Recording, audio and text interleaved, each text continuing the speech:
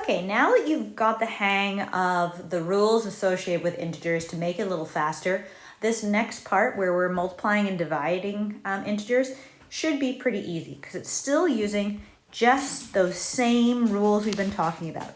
A negative and a negative make a plus. A positive and a positive obviously also make a plus, but a negative and a positive together make a minus. Keep that in mind.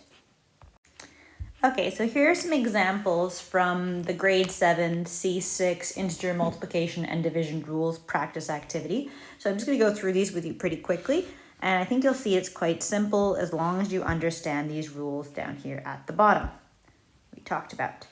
So first question, is a negative 11 times negative 3 a positive or a negative?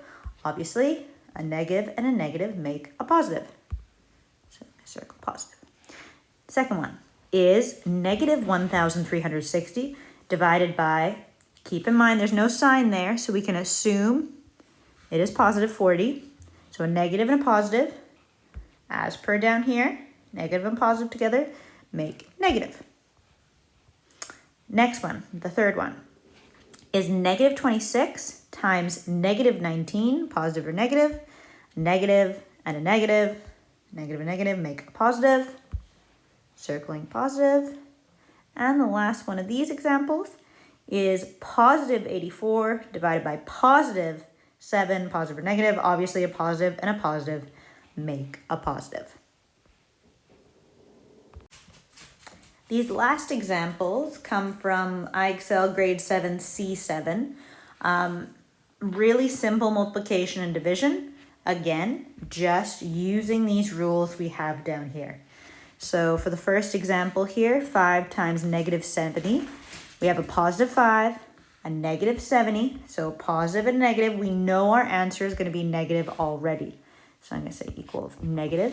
And then 5 times 70, 70 times 5.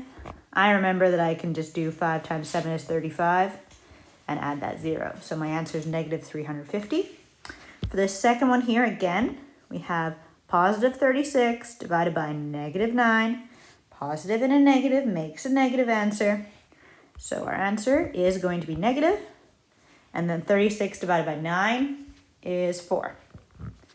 Last question, I have negative 50, positive 10, negative and a positive equals negative. So my answer is negative. And 50 divided by 10 is 5. Okay, these ones all had negative answers. What if the question had been negative 50 divided by negative 10? If that had been the case, negative 10, then we'd be thinking, okay, a negative and a negative make a positive. So our answer would have been positive 5. Sorry, that should be in black. Okay, good luck.